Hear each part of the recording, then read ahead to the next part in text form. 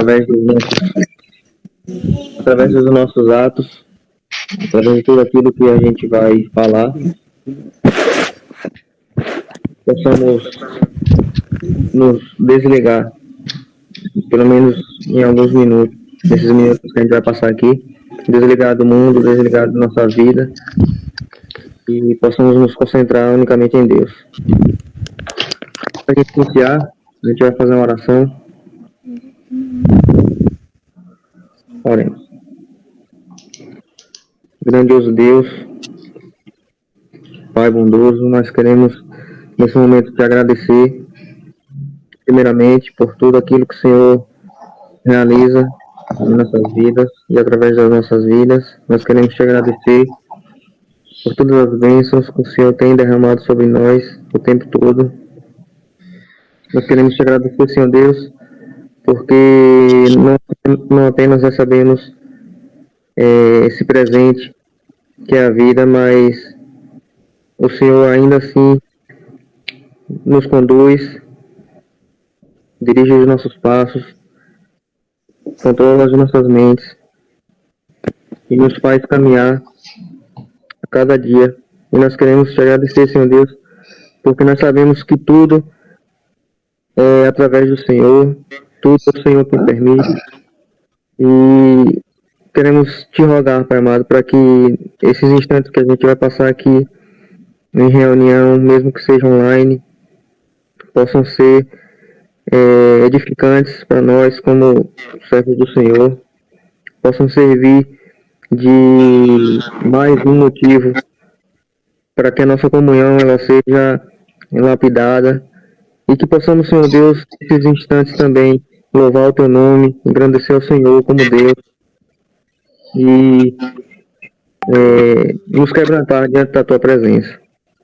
Fala conosco essa noite, em nome do Teu Filho amado Jesus, é que nós te oramos. Amém. Amém.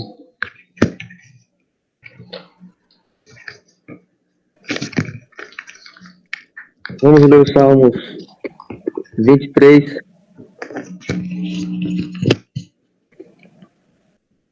Salmos 23. Diz assim: O Senhor é meu pastor, nada me faltará. Ele me faz repousar em pastos verdejantes. Leva-me para junto das águas de descanso. Refrigera minha alma. Guia-me pelas veredas da justiça, por amor do seu nome. Ainda que eu ande pelo vale da sombra da morte, não temerei mal algum, porque tu estás comigo. Teu bordão e o teu cajado me consolam. Preparas-me uma mesa na presença dos meus adversários. Unges minha cabeça com óleo. O meu cálice transborda. Bondade e misericórdia certamente me seguirão todos os dias da minha vida. E habitarei na casa do Senhor para todo sempre. Amém. Amém. Eu não sei se é o pastor ou se é Lucas que está com um retornozinho aí, tá fazendo barulho. Fazendo um teste, sou eu? Eu acho que é, viu, Lucas? É aqui o barulho? Não. Eu acho que era Lucas, porque quando um barulhinho, eu vi também um barulhinho aqui. quando apareceu o barulho, a foto dele ficou em destaque.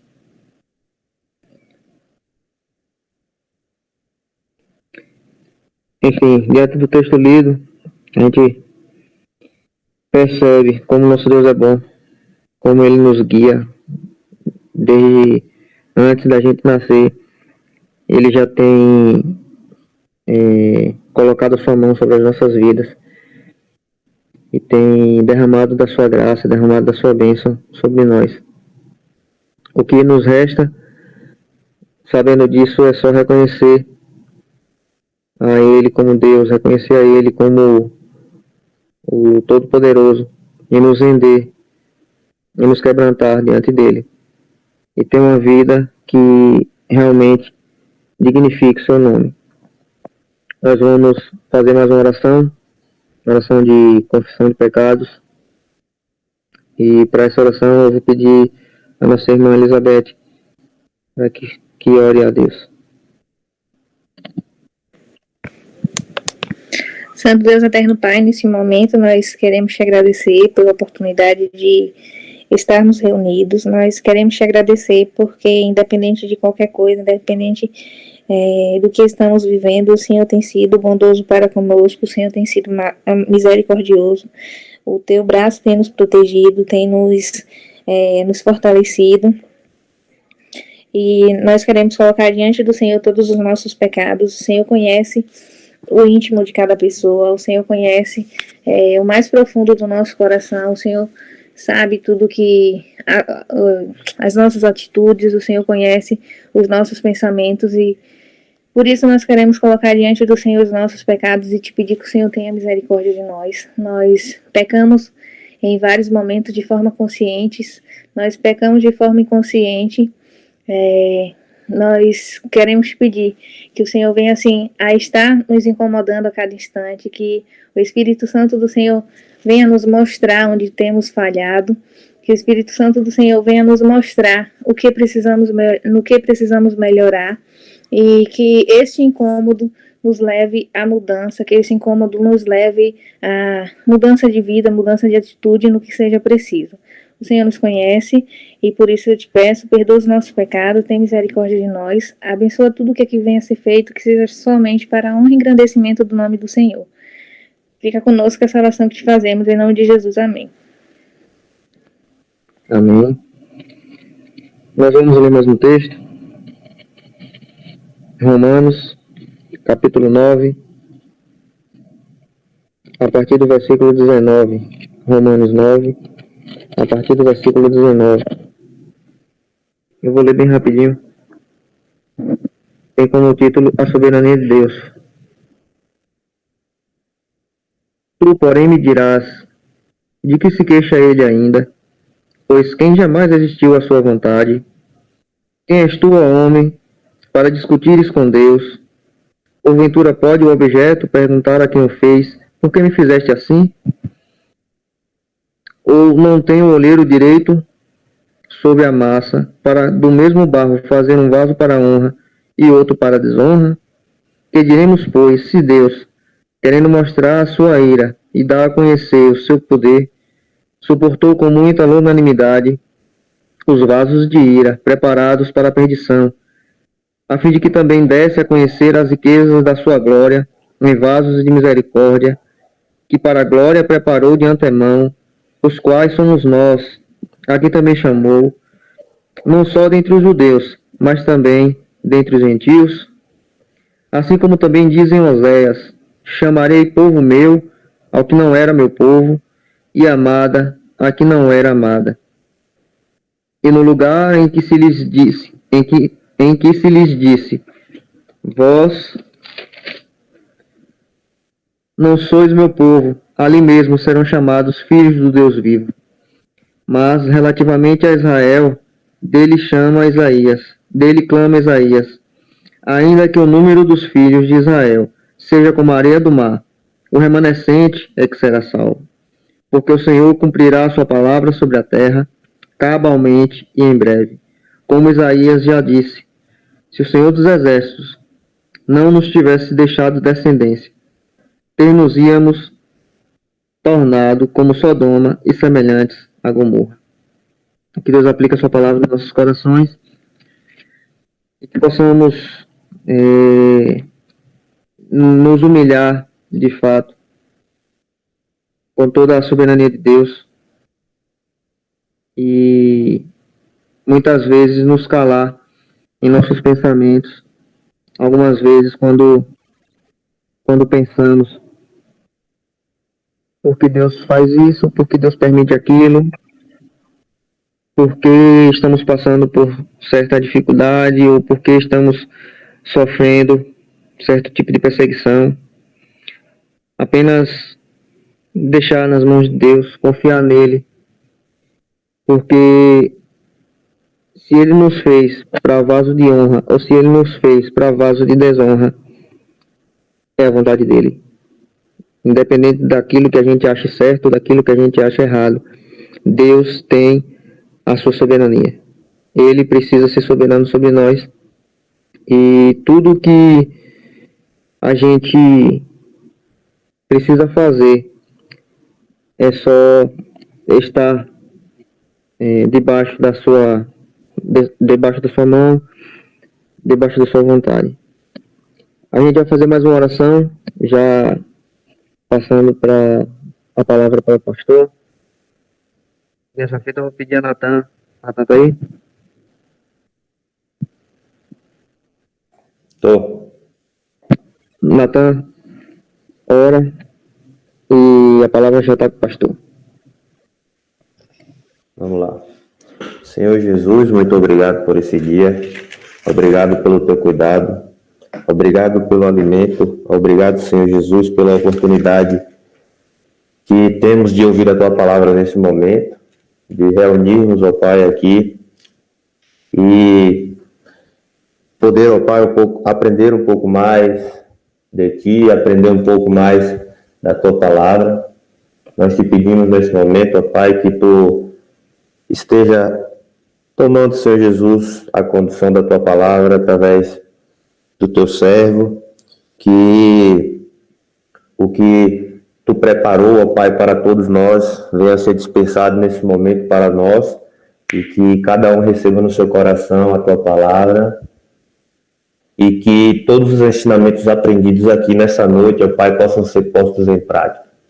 Senhor Jesus, abençoe essa MMP e conduz, ó Pai, todos os passos para o fim deste ano e o próximo ano, ó Pai, para a honra e glória do teu nome. Em nome de Jesus, amém.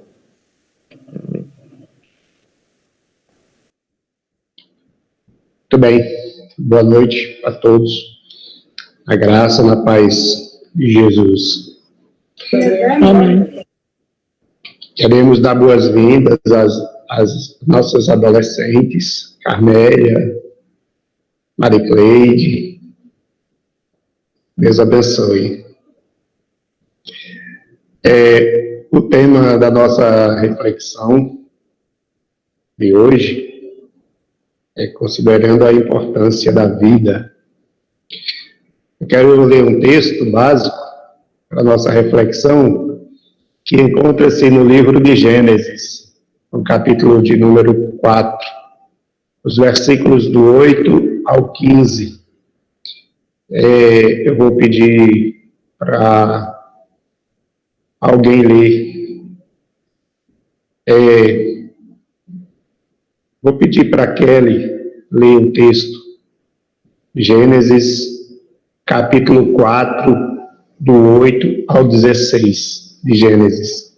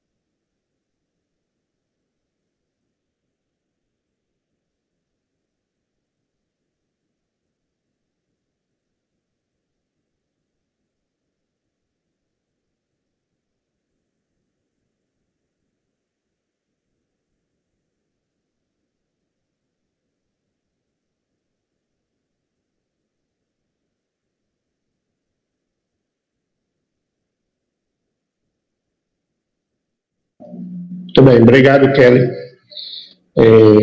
Esse texto ele é bastante conhecido, que é o momento em que Caim mata o seu irmão. E nós sabemos que desde que Caim matou Abel, desde aquele tempo o homicídio, nas suas mais diversas formas, entrou no mundo, e a vida humana passou a ser constantemente ameaçada. Isso é uma dura realidade.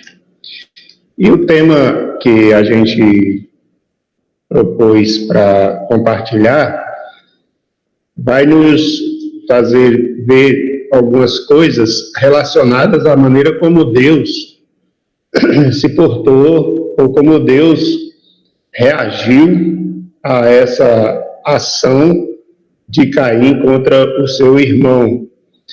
E eu vou abordar alguns pontos dentro da ideia do que o texto nos mostra, para a gente refletir sobre esse assunto. E a primeira coisa que eu quero destacar é que Deus, ele se coloca como o defensor da vida. Quando Deus falou do modo como ele falou em relação a Caim.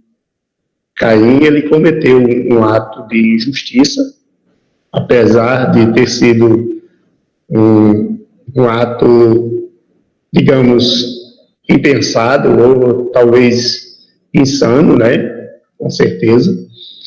Mas, assim, uma ação que estava exatamente contrário totalmente ao propósito de Deus. Porém, Deus, ele não permitiu que esse ato de Caim fosse restituído ou pago com a própria vida. Deus, ele não permitiu que alguém matasse Caim. Pelo fato de ele ter matado o seu irmão, a gente poderia pensar, não é?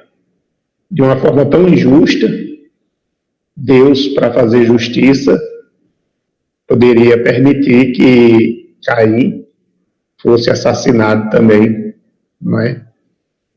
E até a gente percebe esse aspecto de uma maneira que, quando a gente vai ler alguns momentos acerca da lei do Velho Testamento, não é? Quando alguns princípios ou preceitos foram estabelecidos lá no Velho Testamento em relação a quem cometesse delitos. Era aquela expressão dente por dente, olho por olho.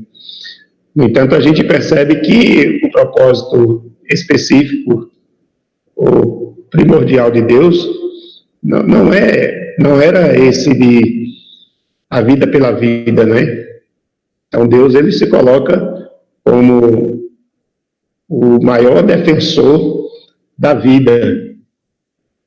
Ou seja, o próprio assassino não pode ser assassinado, conforme o que a gente leu aqui, né? Até porque o próprio Deus, ele diz que aquele que, porventura, matasse Caim, ele mesmo, o próprio Deus, vingaria 7 vezes, conforme o versículo de número 15 diz assim: o Senhor, porém, lhe disse: assim qualquer que matar a Caim será vingado 7 vezes, e pôs o Senhor um sinal em Caim para que o não ferisse de morte, quem quer que o encontrasse. Então você percebe aí que Deus, ele não aprova, não homologa a ideia da vida pela vida. A vingança não tem, da parte de Deus, a aprovação. Quando a gente pensa sobre esse aspecto, a gente pode pensar em muitas outras ações que muitas vezes nos são cometidas, né, injustamente, e a gente tende a dar o troco, a revidar na mesma proporção, né? Só que, por mais grave que seja um crime, por mais arbitrário que seja uma ação tipo essa que Caim cometeu contra o seu irmão, a gente percebe que Deus não aprova, Deus não dá consentimento para que o próprio assassino seja morto. Então, esse primeiro aspecto dentro do nosso tema, né, que tem como proposição considerando a importância da vida. Deus nos dando o ensino, o exemplo de ser Ele defensor da vida, né? E isso deve nos fazer pensar sobre muitas reações que nós temos diante de atos de injustiças, né? A segunda coisa que eu quero destacar é que Deus, Ele quer desfazer, destruir a cadeia de morte que entrou no mundo, né? Deus, Ele sabe que após a entrada do pecado no mundo, né, o homem, ele ficou propenso à prática da maldade, né? Ele, apesar de ter essa propensão, essa inclinação, o fato é que o pecado não justifica os atos de atrocidades cometidas pelos homens, né? Caim não tinha justificativa plausível diante de Deus para matar seu irmão. O fato de Deus não permitir que ele fosse morto não significa dizer que Deus estava consentindo com a ação de Caim. Mas o fato é que o homem, ele já estava nessa condição de livre ação e, consequentemente, responsável pelas suas atitudes, não é? Pelas suas ações. Naturalmente, ele arcou com as consequências, e as consequências foram, com certeza, provindas, não é? da dimensão ou da proporção do ato que ele havia cometido, não é? E o ser humano, nessa escalada de atos ou de ações pecaminosas ou contrárias a Deus, ele, desejando destruir essa cadeia de morte, ele fez por onde trazer, digamos, uma saída, uma solução para a morte. A gente, quando lê lá em João, no Evangelho, a gente encontra Jesus no capítulo 10, dizendo: o diabo veio tão somente para roubar, matar e destruir. Eu vim para que tenham vida e a tenham em abundância. Então, o propósito de Deus é que o homem não esteja aliado ao propósito da morte, da destruição, né? Mas que o homem possa ter vida, e essa vida sendo encontrada em Cristo, certo? O fato também que nós precisamos considerar do ato de Caim é que o pecado, ele gera sentimentos de ódio no coração das pessoas, né? Gera uma mentalidade de morte, e esse ódio e essa mentalidade de morte está presente no mundo nos dias atuais. Basta a gente dar uma parada e dar uma averiguada nas mídias, que a gente vai observar a intolerância, que é algo terrível. A vida humana, no conceito do homem sem Deus, ela é banalizada. A vida não tem valor, não se dá importância à vida humana.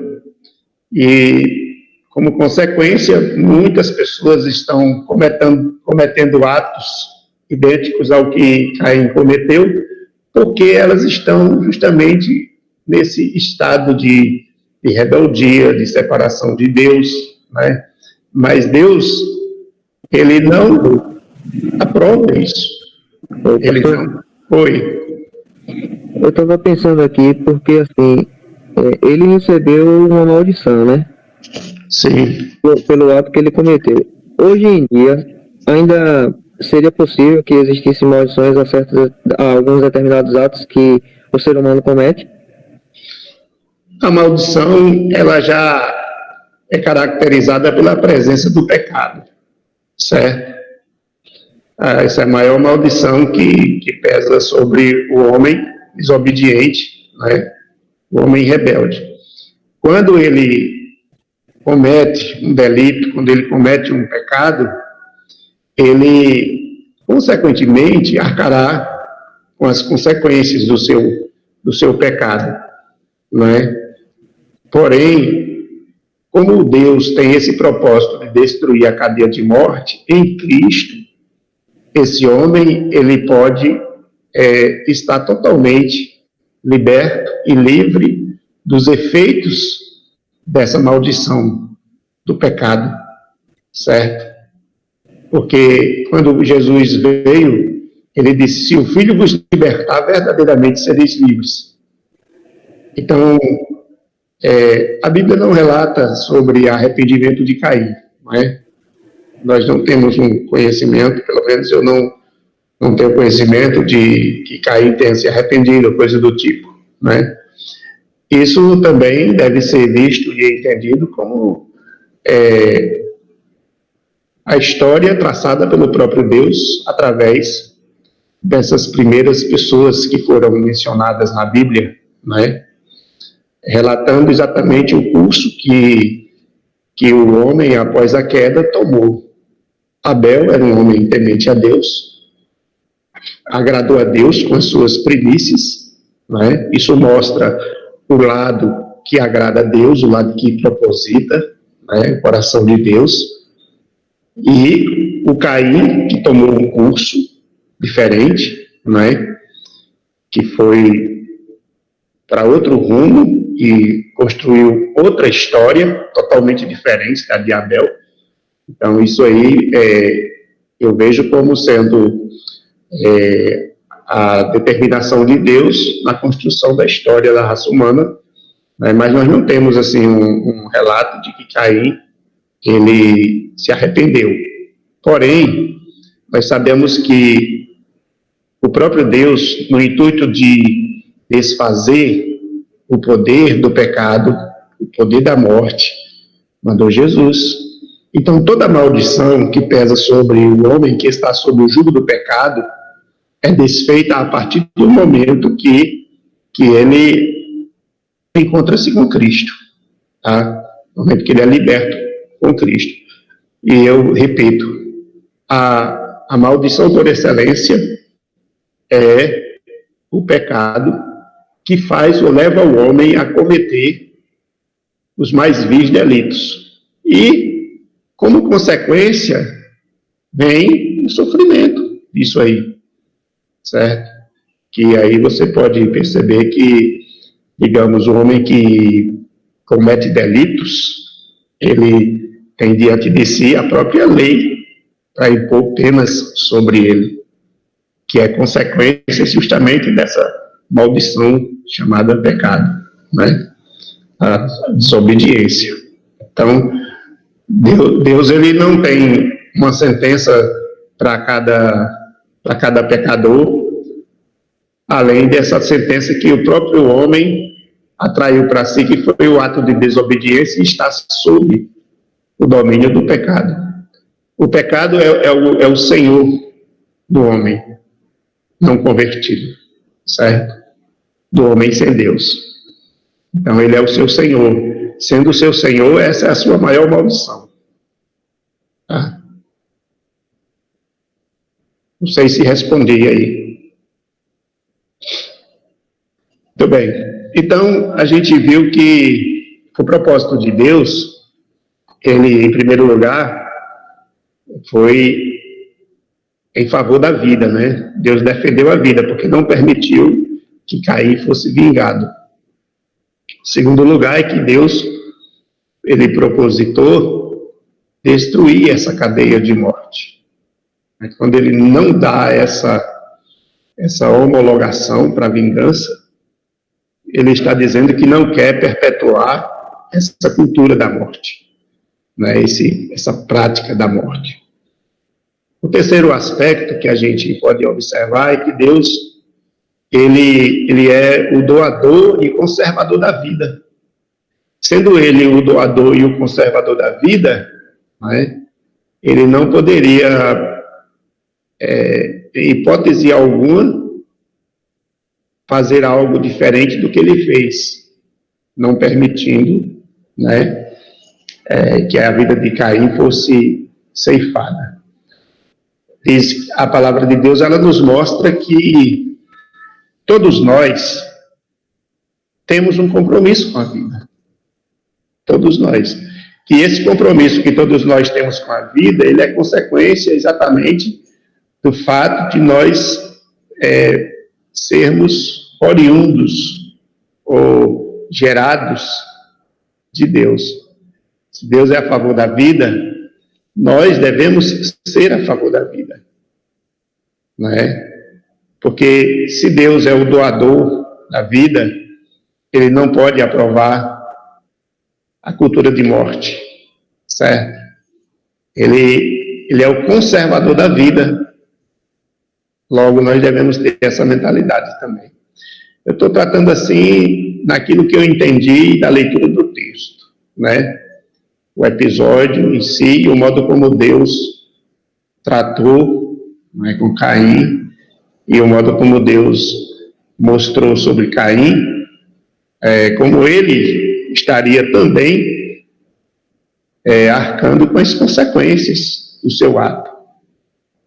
Né? Porque quando o texto mostra aí como ele deveria viver, isso significa que seria uma vida restrita. Seria uma vida restrita. Além do fato de andar com medo, de andar temeroso da própria vida, porque só o fato de ele já estar marcado, né?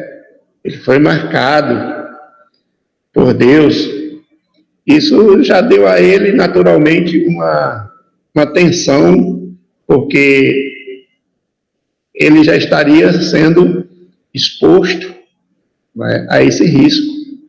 Ele já estaria exposto a esse risco. Porque mesmo a gente sabe que as pessoas que estão sob escolta policial ou sob guarda judicial, coisa do tipo, não me lembro bem aqui o termo que é dado, né, proteção policial, alguma coisa desse tipo. Alguém que está sendo ameaçado de morte, que o governo determina a guarda, né, proteção. Essas pessoas, mesmo assim, elas estão vivendo uma vida de tensão, e essa tensão não tira deles o risco de serem alvejados. Não tira. Inclusive, muitos são mortos tendo essa proteção. Não é? Então, isso aí a gente já pode entender as consequências, não é, do seu ato. Entende? Porque aquilo que outro dia Milena falou aqui, que a soberania não anula a nossa responsabilidade. Quando nós cometemos os nossos delitos, nós os cometemos mesmo como pessoas que já foram alcançadas pela graça de Deus, que já fomos libertos do domínio do pecado. Nós não fomos libertos do pecado, no sentido da palavra, porque nós somos pecadores, mas nós fomos libertos do domínio do pecado. Mas quando nós cometemos pecados, quando nós erramos o alvo, aí entra aquela questão que você levantou. Tem maldição? Essa é a maldição do pecado. E, consequentemente, vem as consequências. As consequências são as maldições do pecado, né? O estado de pecado. Não é que Deus lançou sobre alguém, você cometeu um pecado, um delito. A partir de hoje, Fábio, você será marcado, né? E você não alcançará ou não realizará os seus melhores sonhos, né? Não. Você pode ter os seus melhores sonhos atrapalhados naturalmente ao cometer os delitos, ao se afastar do propósito de Deus.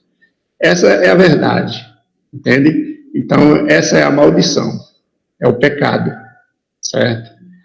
Quando Jesus foi levado e morto no madeiro, ele foi considerado maldito. Você veja que Jesus é Deus, é santo, mas na condição de homem, ele era um homem sem pecado. Ele não tinha pecado, mas ele se tornou maldição por nós. Por que ele se tornou maldição por nós? Porque ele levou sobre si os nossos pecados. Era a nossa maldição. Por isso que a maldição, para nós, é considerada a questão da presença do pecado. Não é? Só que em Cristo nós não somos ou não estamos sob o domínio dele. Mas ao pecarmos, consequentemente, os resquícios da maldição do pecado se apresentam, não é?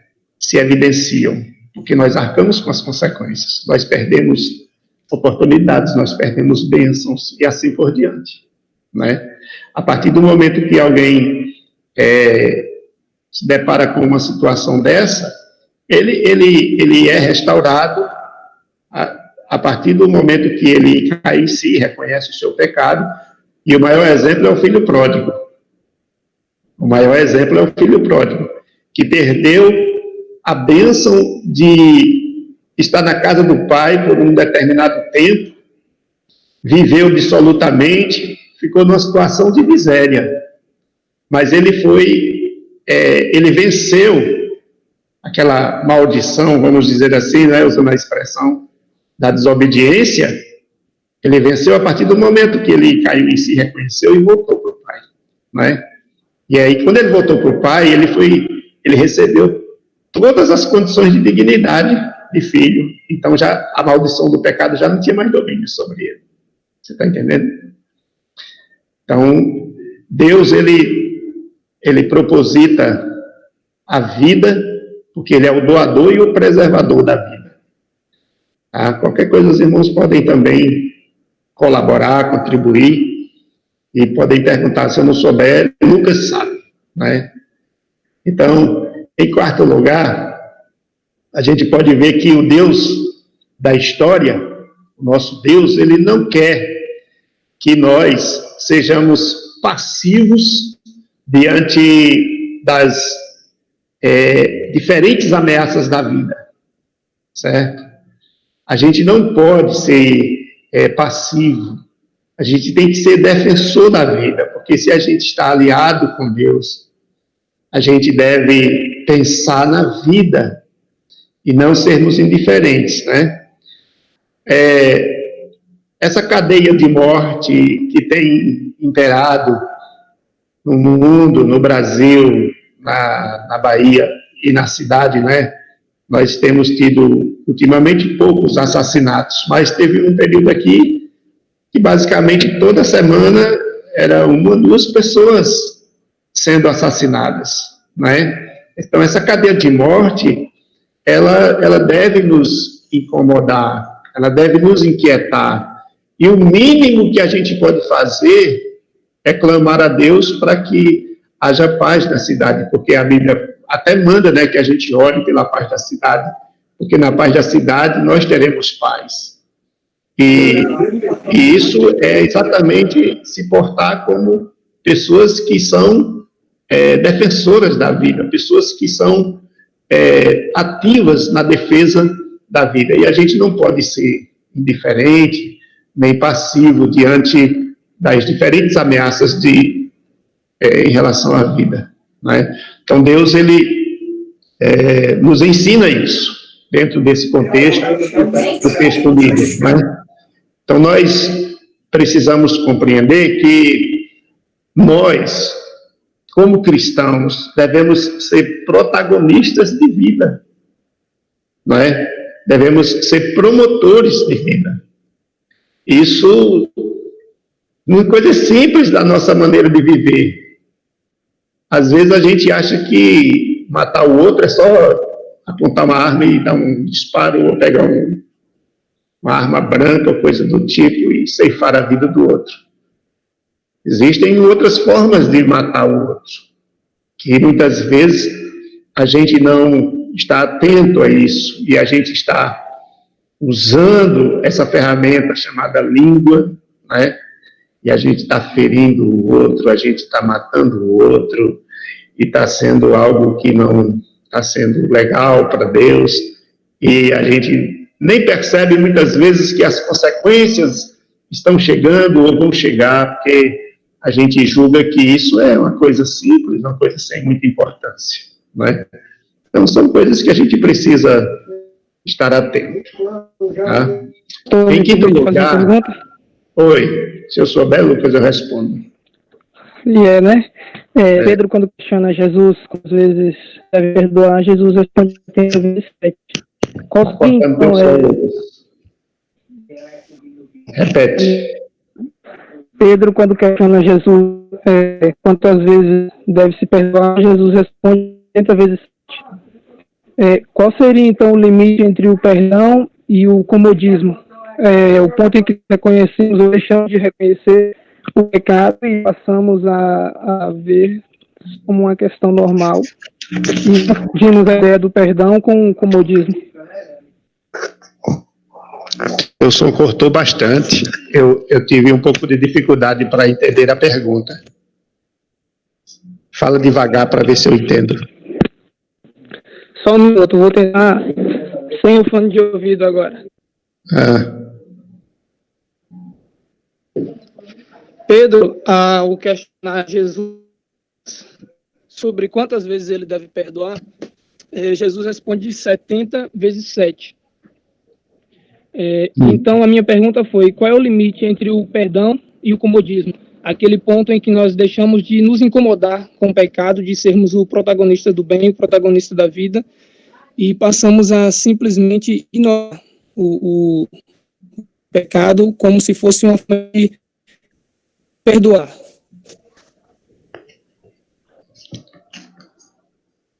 Qual é o limite entre o pecado e o comodismo? Seria entre o perdão genuíno por um ato e o comodismo diante de um ato pecaminoso. Moço, todo comodismo em relação à prática do bem ou para fazer a vontade de Deus está fora de cogitação, né? Entende? Está fora de cogitação. Então, a partir do momento que alguém se acomoda a uma determinada situação, ou de repente ela passa a viver como que aquele mal, né, não é mal, sendo mal como a própria Bíblia diz, né, que alguns chamam mal de bem, não é assim? Chama mal de bem, chama bem de mal. A partir do momento que a pessoa se torna cauterizada nesse modo de pensar, ela está totalmente carente de uma reflexão séria para reconhecer exatamente digamos assim, a necessidade de reação diante dessa passividade. O perdão, ele não tem limite, né? O perdão não tem limite. Perdão, quando Jesus disse 70 vezes 7, foi para ilustrar justamente que ele precisa ser contínuo, né? Ser uma prática contínua na vida da pessoa. Agora, existem situações na nossa própria vida como cristãos que elas ficam paradas ou até enterradas, usar essa expressão, porque existem partes, eu estou falando de relacionamentos interpessoais, existem partes que elas decidem não querer solução, não querer paz, não querer reatar de laços. Então, a outra parte, que muitas vezes deu passos, desejou, né, termina se acomodando pelo fato de entender que fez o que tinha que fazer, porque o outro não quer, né, o outro não está aberto a um diálogo, e disso aí, o próprio Jesus, ele mostra que devia ser tomada algumas atitudes. Quais seriam? Primeiro, quando você vai e não consegue ganhar a pessoa, você leva outra pessoa com você, conversa. Se você não conseguiu, você agora leva para a igreja, né? Leva para a igreja. Então, essas coisas muitas vezes não acontecem porque envolvem exposição pública e se deixa de exercer isso com essa justificativa de que, para não criar mais problema, deixa a coisa como está, não é? Eu estou falando dessa maneira porque foi mais ou menos como eu entendi a tua pergunta, tá? Mesmo no fone de ouvido. Entendi bem o que o senhor quis dizer. Mas foi exatamente nesse ponto que eu queria chegar. A ideia do limite. Eu não entendi. Repete. Bem nesse que eu estou querendo chegar. Essa ideia aí do... O senhor começou dizendo que quebrar essa cadeia, a cadeia de morte, a ideia do homem, do mal do homem para consigo mesmo. E aí a Bíblia ela nos coloca em duas situações, uma na qual Jesus manda perdoar aparentemente, indiscriminadamente, ele pede, e ao mesmo tempo ela um certo liga até onde ir, até onde conceder perdão. Era exatamente nesse essa dificuldade de as coisas que eu estava querendo chegar. A ideia é aquilo que Salomão fala, que é momento de para tudo. E aí eu penso também que é um momento para lutar pela vida, momento para perdoar, e há momento também onde nós devemos, como a própria Bíblia fala, quando há todo tipo de negação e afastamento da pessoa, a Satanás, entregá-la ao mundo. E era nesse ponto que eu estava querendo chegar a uma coexistência dos dois.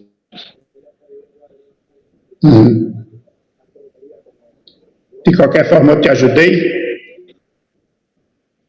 Ajudou sim, muito obrigado. Se não foi totalmente, depois a gente pode conversar pessoalmente. Acredito que cheguei a uma conclusão, sim. Certo. Tá bom. A dificuldade aqui, tá cortando muito o teu som, mas ainda bem que a gente se entendeu. Deixa eu só falar o que eu entendi da pergunta de Lucas foi o seguinte: qual é o limite do perdão, de eu perdoar, e qual é o limite de eu perdoar e me acostumar com essa situação que está sendo injusta, no caso. No caso que a gente está falando aqui é sobre um inocente foi morto, certo? E Deus foi lá e não permitiu que esse cara fosse morto também. Ou seja, ele aplicou lá, talvez não sei se seja o perdão, mas ele aplicou a sua justiça. Ele tornou Caim maldito, mas não matou Caim. Eu não sei se o que eu entendi da pergunta de Lucas foi isso. Até que ponto nós hoje temos que olhar para uma situação como essa e perdoar a pessoa que matou, perdoar situações desse tipo, certo? 70 vezes 7, e não nos acostumarmos em achar que isso seja normal. Foi por esse caminho que eu entendi. Porque, assim, até então, aí já vem um posicionamento meu. Eu entendia que se você tira a vida de alguém, a maneira como você tem que pagar, ou melhor, tem que pagar não, como você pode pagar, é com a sua própria, porque você não tem como restituir a vida de ninguém, certo? Aí a partir desse texto agora, conversando, aí eu começo a ter um pouco de dúvida sobre esse posicionamento, né? Aí eu vou precisar também me aprofundar mais sobre isso. Mas, e assim, levando em consideração também que quando alguém mata outra pessoa, ela está matando uma criatura de Deus que foi feita à imagem e semelhança dele, certo? Então, ele está atingindo também, quando ele mata uma pessoa, ele está atingindo também o próprio Deus, né? Um pecado gravíssimo. Então, eu não sei se Lucas vai confirmar o que eu disse, é esse limite, mas o que eu entendi foi por esse caminho, que perdoar e não se acostumar não achar que isso é normal, né? Então a pessoa mate outra pessoa e fique por isso mesmo. Isso aí, ficar só perdoando, né? Talvez bem né, essa ideia mesmo. Essa ideia aí é que o perdão, na verdade, acaba... Oi? É que a gente pensa, quando a gente fala em assassinato, a gente leva para um patamar bem elevado, mas é bom para entender, porque imagine uma pessoa que e em várias famílias cristãs e de igreja tem um pleno com daquela igreja, e imagine então um pastor pregando aquelas ovelhas que ela tem que perdoar. Lucas. E ao mesmo tempo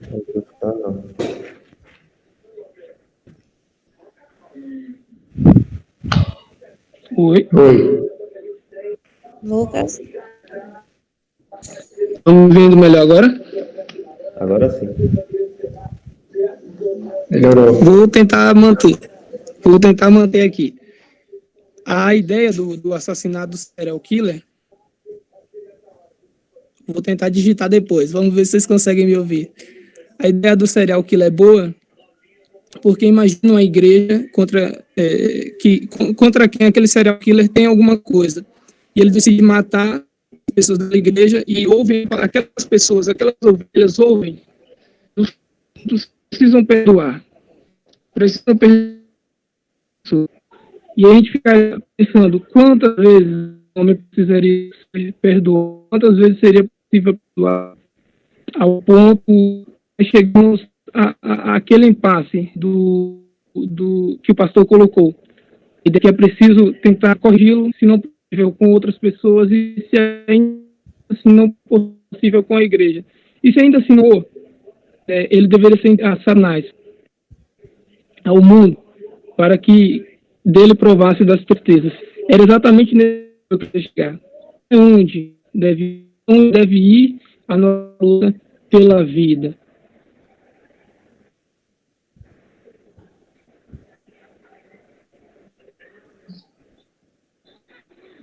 Pronto? Conseguiu me ouvir? Deu para ouvir algumas coisas. Natan, quer completar aí, Natan? Não, eu acho que foi isso mesmo que eu entendi do que o Lucas falou, essa questão aí até que ponto a gente deve simplesmente perdoar e ficar de boa. Então, eu estava pensando aqui no seguinte, com relação ao perdão, o perdão não tem limite, primeira coisa, né? Você falou uma coisa interessante, Natan, quando a pessoa assassina um próximo ser humano, ele está ferindo o próprio Deus, porque é criação, é a imagem de Deus. Né? Penso que tem sentido isso aí. E exatamente por causa disso, né, o próprio Deus dará a devida, né, sentença ou punição para aquela pessoa. Diante dos tribunais humanos, isso é uma coisa passiva, né? A gente não tem o que discutir. O correto é a lei punir o faltoso. Diante de Deus, a justiça de Deus não falha. Daí porque a gente não pode se acostumar, mas também não deixar de perdoar. Existe eu até citei outro dia, uma frase que eu li na revista Ultimato, que diz assim: não perca a oportunidade de se indignar contra a injustiça. Não é? Então, se nós cremos no Deus de justiça, esse deve ser o nosso discurso, a nossa pregação. Nós temos que ser contra a injustiça, porém, nunca entendendo que nós temos que dar a sentença de condenação. E daí isso não significa dizer que a gente vai se acostumar, né, se acomodar com isso, mas sempre lutando pela justiça, entendendo que Deus é o juiz por excelência, né? Então, acho que essa ideia ficou bem clara, aí no que você colocou também, o que o Lucas já levantou. Para mim, eu estou tendo esse entendimento, né? Que não deve haver comodismo realmente, pelo fato de Deus não permitir, não autorizar a vida pela vida, essas coisas aí. Mas a gente precisa lutar pela justiça, mas não significa dizer que a gente tem que dar a sentença, porque a sentença é Deus que dá, e Ele usa os tribunais legais, né? E quando Ele mesmo não faz como fez com Ananias e Safira, né? E tantos outros ao longo da história. Com Ezequias, que mesmo tendo recebido mais 15 anos de vida, não teve para onde ir depois, né? Morreu como consequência também da desobediência. Então é isso. Ok? Alguém quer falar mais sobre isso? Lucas? E aí, Lucas? Tá tranquilo? Deixa eu ver se eu leio aqui o que o Lucas colocou.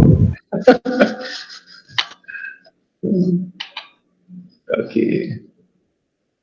Lucas, posso então chegar à conclusão de que a luta pela vida é uma guerra na qual eu devo perdoar sem nunca me sentir cúmplice.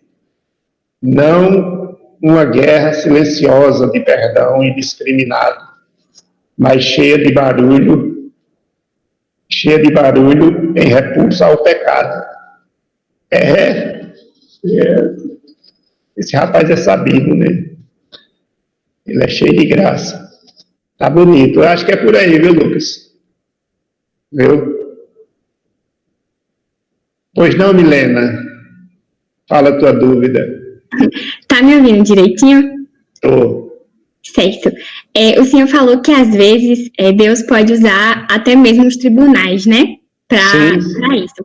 Então, digamos que um governo que a gente tenha, por exemplo, legitimado a pena de morte, o cristão pode defender isso de, tipo assim, consciência tranquila? De que é uma forma de Deus aplicar a justiça dele? Não, olha, nunca nós devemos compreender leis injustas como sendo direcionamento de Deus ou propósito de Deus, certo? Leis injustas são incompatíveis com o Deus que é justo. Deus não é injusto em absolutamente nada. Logo, quando ele diz não matarás, certo? Ele não está homologando a pena de morte. Jamais ele vai homologar a pena de morte. Jamais. Então, isso aí são sistemas que são opostos ao propósito de Deus, né?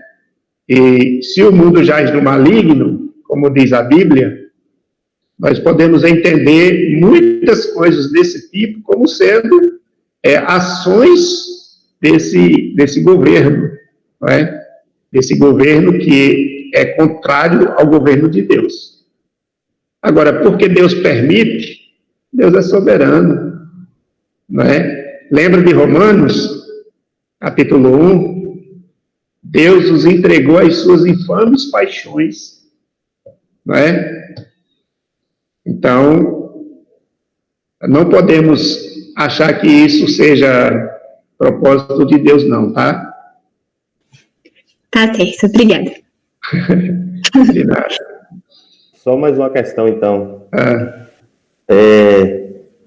E se a pessoa que matou por legítima defesa? E aí? Ela deve se sentir tão culpada quanto um assassino que fez aquilo de caso pensado, que planejou e etc. Você sabe qual é a legítima defesa do cristão? É a honra do nome de Deus. A legítima defesa do cristão é a honra do nome de Deus.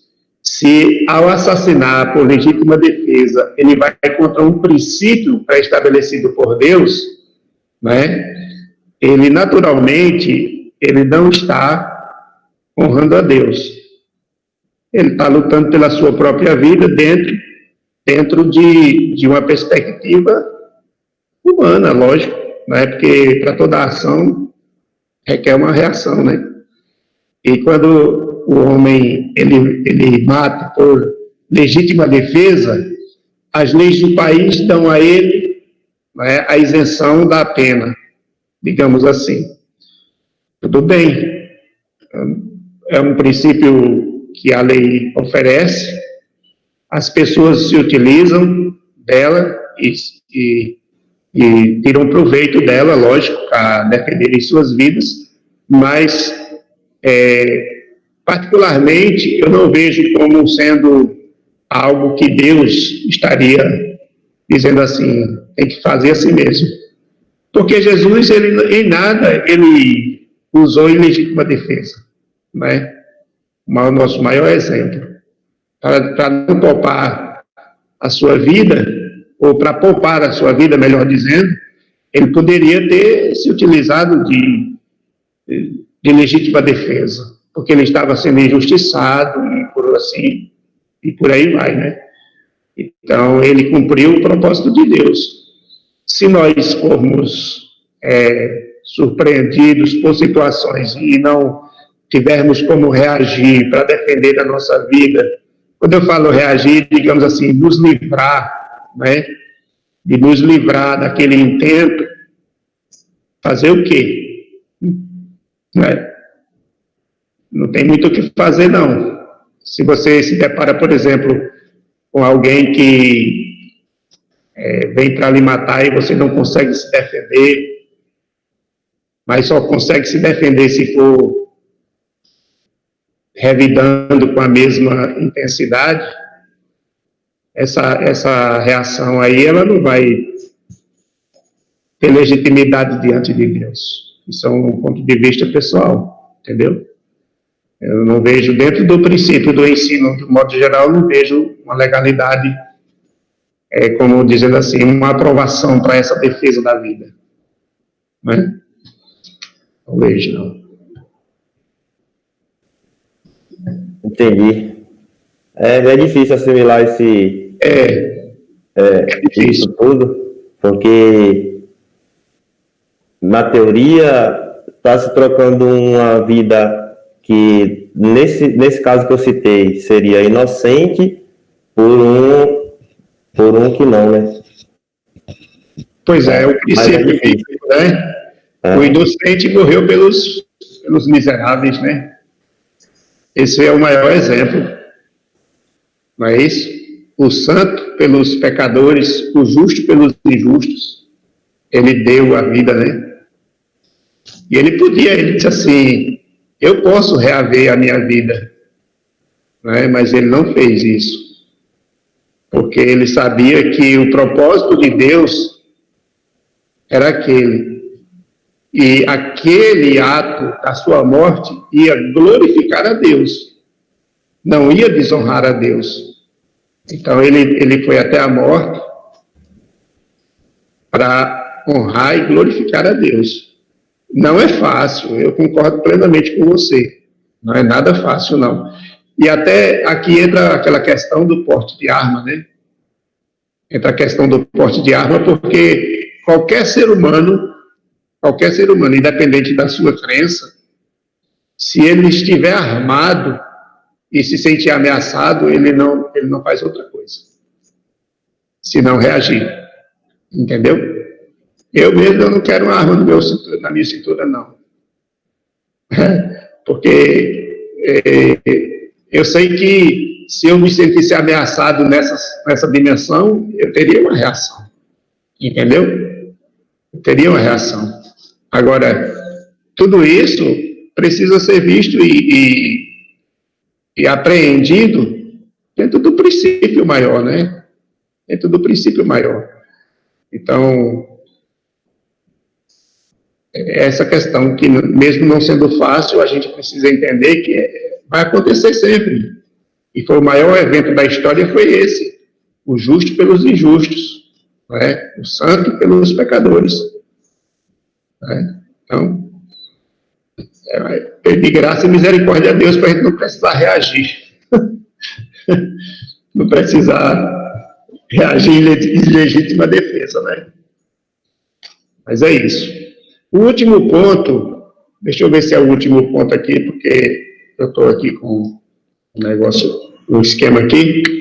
É o último ponto, ele é o quinto, né? Que está aqui para a gente refletir sobre o fato de sermos capazes de construirmos novas relações fundamentadas exatamente nos valores que defendemos em relação à vida, valores que promovem a vida de uma forma geral e de modo especial a vida humana, né?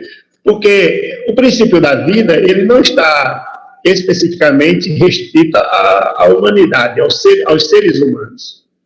A gente sabe que a obra da criação, ela evidencia vida. Por exemplo, entra aqui o princípio ecológico, entra o princípio dos demais seres criados, né? Dos demais seres criados, como, por exemplo, os animais. Por que alguns países, inclusive o nosso país, tem avançado nessa cultura de punição para quem maltrata animais? Principalmente esses animais de estimação ou coisas do tipo, né? Em certo sentido, existem motivações que não têm nada a ver com os princípios bíblicos para essas defesas, né? Para essa defesa em prol da vida. Mas, no caso do cristão, ele deve ter essa predisposição para promover a vida de um modo geral, não só em relação ao ser humano. Mas, outro dia, eu vou citar aqui, né? A gente tem um cachorro que está bem debilitado já, né?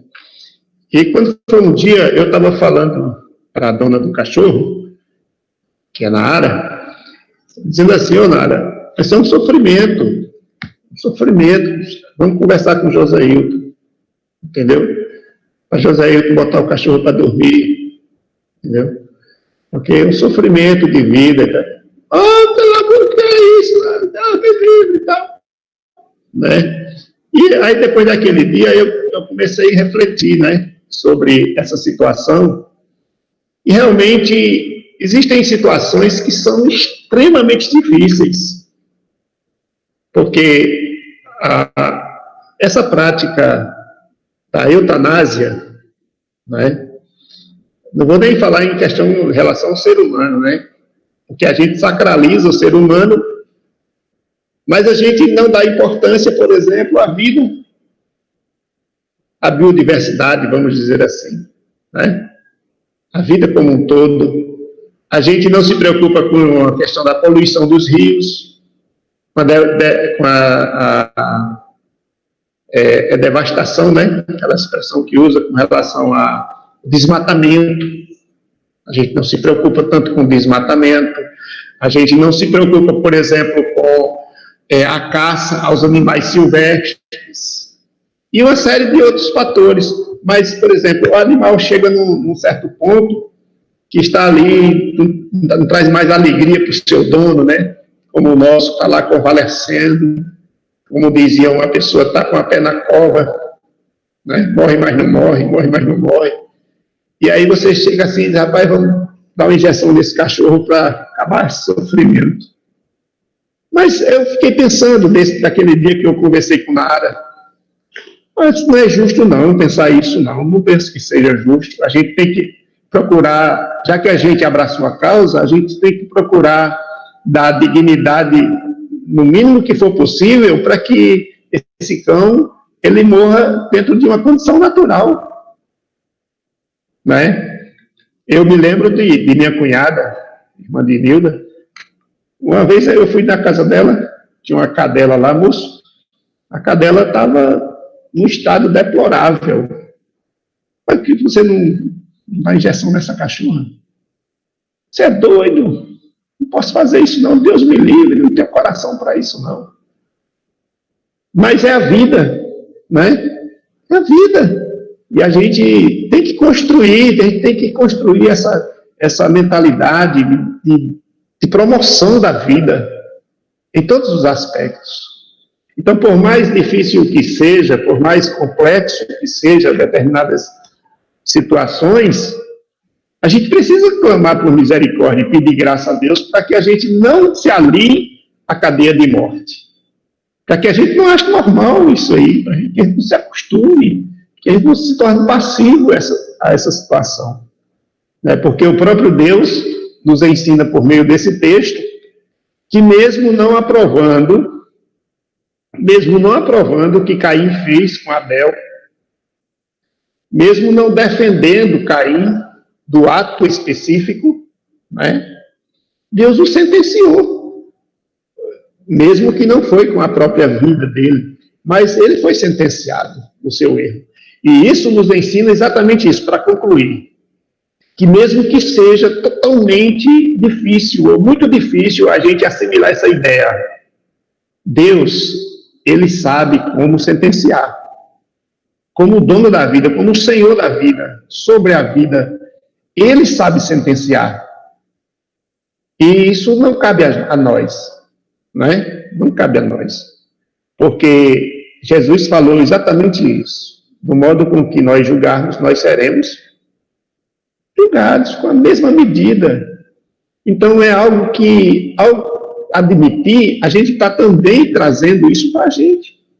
Está trazendo isso para a gente. Né? Admitindo isso contra o próximo, a gente está dizendo, pode ser comigo também. E não deve ser esse o desejo e a expectativa do nosso coração. Né? Nós devemos ser defensores da vida, né? E dando toda a importância àquilo que o nosso tema se propôs nesta noite, né? Considerando a importância da vida. A vida é importante. E a vida pertence a Deus e deve ser vivida no santo temor. Deus abençoe. Amém.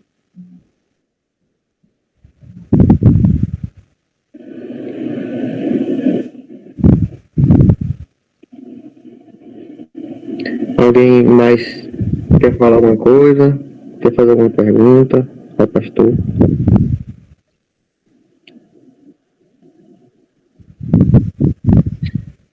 Se quiser perguntar, o jeito que eu estou aquecido aqui, eu vou logo responder. Agora, se eu esfriar, aí eu passo a bola para a Lucas. Heavy. Pode falar, Kelly, depois eu falo. Ah.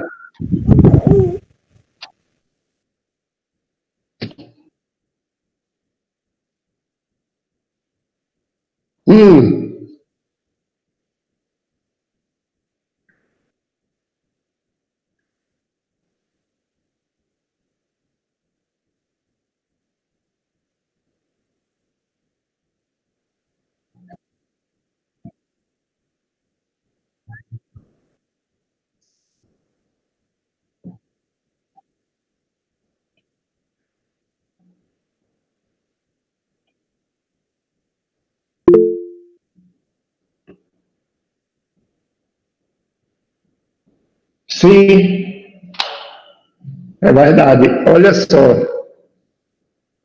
dá boas-vindas aqui a Daniel Paulino. Seja bem-vindo, viu, Daniel? Deus abençoe sua vida. Então, Kelly, esse é um tema para um mês ou mais de estudo, tá? Inclusive, quando eu conversei com o Tamires sobre o estudo de hoje, ela falou assim, pastor, eu deixar o tema livre, né? Então, eu pensei em dois temas, mas só que eu julguei que seria realmente complexo, em 40 minutos, a gente falar sobre isso, né? E um era o suicídio e o outro era o aborto, né? Aí, dentro da ideia do aborto, né, eu pensei na vida.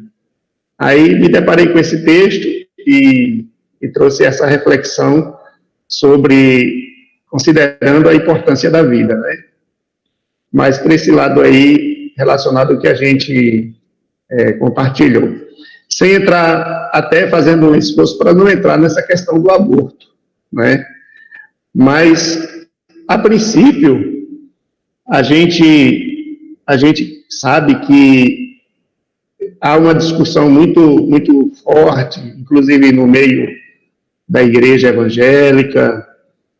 Eu já ouvi pessoas ditas evangélicas que defendem o aborto em casos como esse que você citou, não é?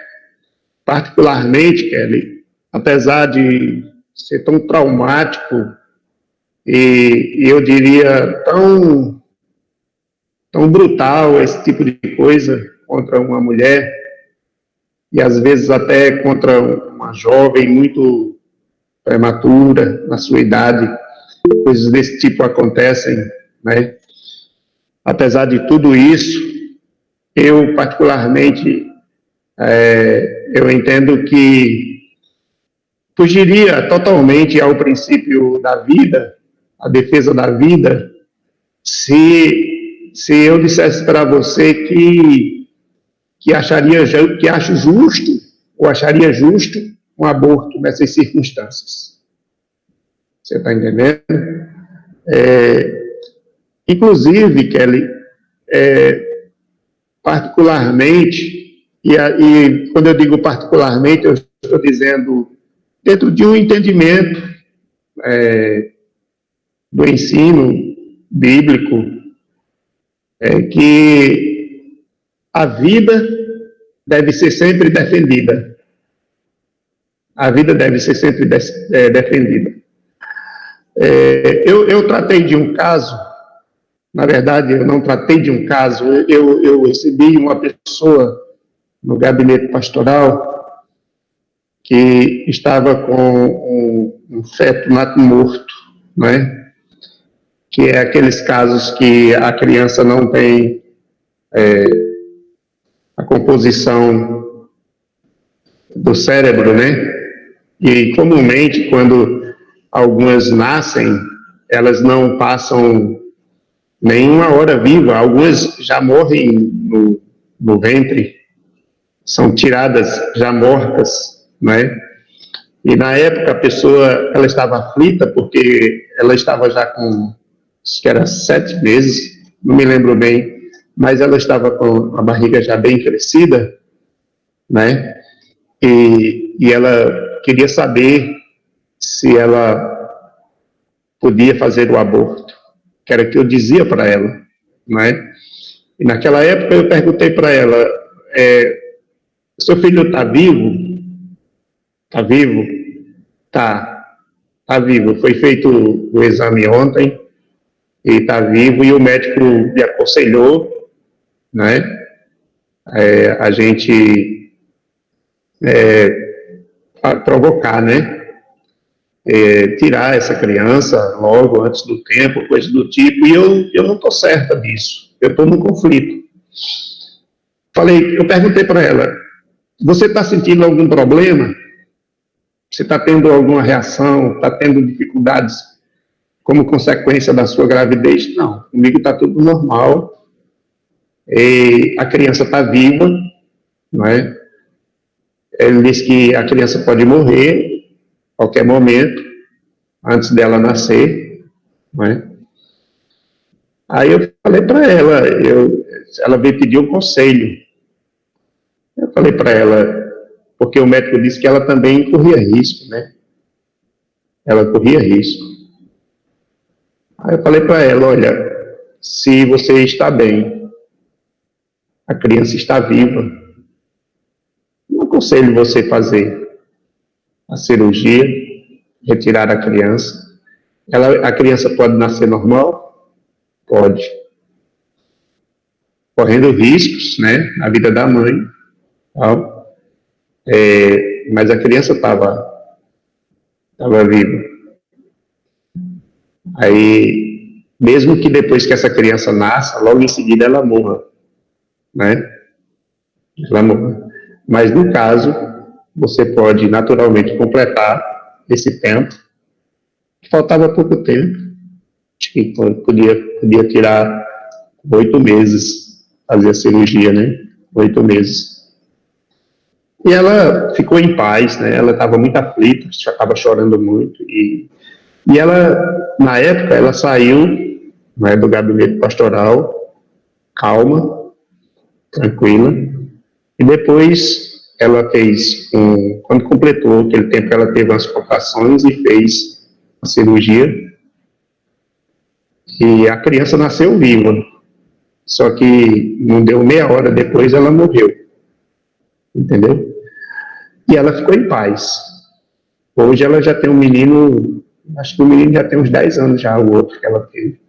Entendeu? E pelo que eu percebo, ela não é do nosso meio, é uma pessoa que é de fora da igreja, entendeu? E percebo que ela vive muito bem, feliz. Então, assim, é muito precipitado a gente usar determinados argumentos ou justificativas para ceifar a vida, né? Para tirar a vida de alguém. Uma pessoa temente a Deus, uma pessoa crente, todo o trauma de um estupro, né, pode ser superado. Ou a gente crê nisso, ou a gente está dizendo que o poder de Deus não é suficiente para restaurar a nossa vida. Né? E a partir daí, a pessoa, né, que engravidou numa situação dessa, com toda a dificuldade a princípio, poder associar toda a situação àquilo que a própria Bíblia diz, que todas as coisas cooperam para o bem daqueles que amam a Deus. A grande questão, pessoal, é que a gente fica conjecturando o que é muito difícil. Ah, mas isso é muito difícil, certo? Só que a gente esquece do que é possível. E o que é impossível para nós é possível para Deus, certo? Só que nada pode justificar, por exemplo, a defesa contra a vida. Nada pode justificar a defesa contra a vida. Mas é um tema bastante picante, viu? A gente estudar aí teria que ser bastante tempo para poder entrar nos detalhes, conversar tudo sobre toda a complexidade da coisa e trazer questões científicas, teológicas, todo embasamento científico, teológico para nós, que defendemos a vida. O princípio maior para nós é o de Deus, A ciência, Deus deu ao homem, mas ao homem Deus não deu o poder de decidir sobre a vida. A vida está no poder de Deus. Milena?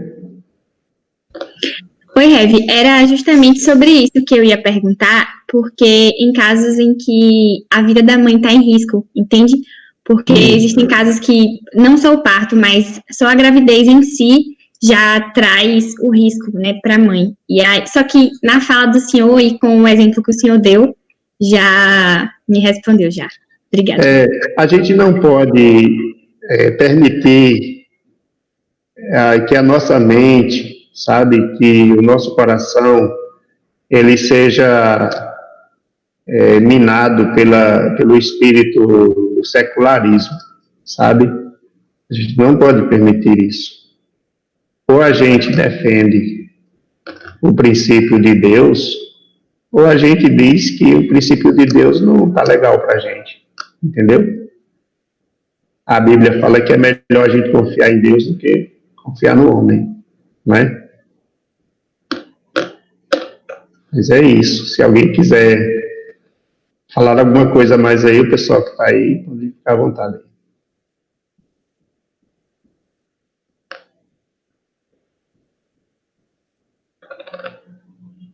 Mas eu repito, viu? Isso aqui é só uma pincelada assim.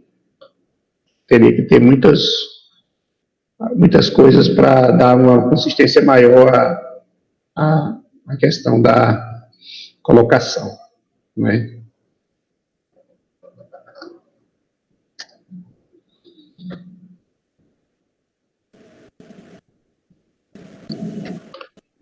Mais ninguém? Então, irmãos, a gente vai encerrar o nosso momento fazendo mais uma oração. Eu vou convidar Fabrício para fazer essa oração, agradecendo a Deus por essa reunião, pela vida do pastor e por todos nós. Oremos. Santo Deus, eterno Pai, graças te damos, ó Deus, pelo dom da vida. Graças te damos, ó Pai, pelo privilégio que nos concede de podermos nos reunir, mesmo à distância, para podermos discutir assuntos à luz da Tua Palavra. Graças te damos, ó Deus, por estes momentos valiosos que, de fato, nos edificam. Muito obrigado, Deus, pela vida do reverendo Reginaldo. Que o Senhor continue, ó Deus, instruindo e inspirando para que seja canal de bênção, ó Deus, para todos nós. Abençoa a sua família, abençoa, ó Deus, a cada um que esteve presente, ó Deus, os membros da UMP, os visitantes, ó Pai, que o Senhor possa, ó Deus, estar visitando a cada família, ó Deus, que o Senhor possa estar, ó Deus, de fato, se fazendo presente cada vez mais, trazendo bênçãos, ó Deus, trazendo livramentos, ó Deus, trazendo, ó Deus, mais do Senhor para cada um de nós. Continua, ó Deus, na condução das nossas vidas, continua, ó Deus, nos permitindo experimentar a vida que o Senhor tem para cada um de nós. Muito obrigado por tudo quanto o Senhor tem feito por nós. E tem misericórdia, Deus,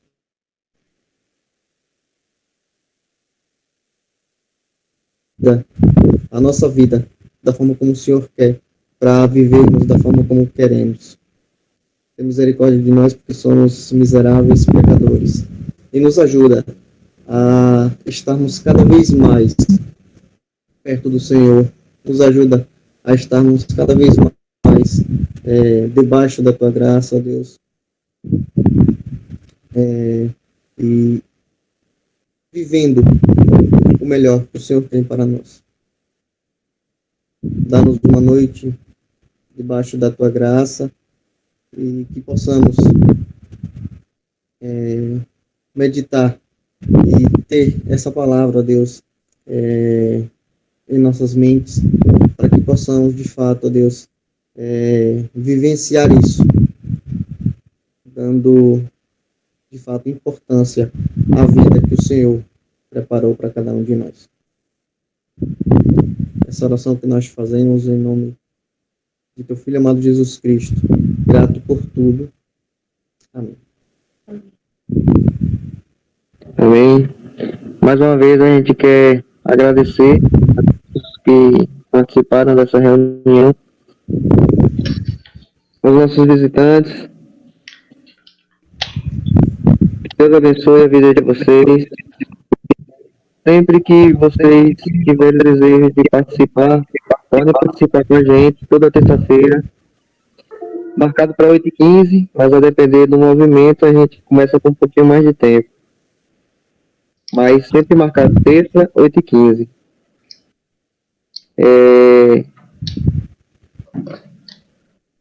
O pessoal que está nos visitando, a gente divulga sempre as nossas reuniões no canal da nossa irmã Kelly, no YouTube. E aí a gente queria saber se tem a pessoa de vocês para divulgar a imagem de vocês, no caso. Se tá tudo ok, se tem algum problema. Pode divulgar a minha aí, tá tranquilo. Daniel, ok. Beleza. É isso aí então, boa noite a todos, Deus os abençoe e até a próxima. Valeu, gente. Um abraço. Deus abençoe. Uma foto. Sim, a foto que ela já tirou. Já que eu queria parecer melhor. Eu ia parecer melhor. Valeu, gente. Valeu, tchau. Valeu, Boa gente. noite. Boa noite. Um abraço, até a próxima. Boa noite.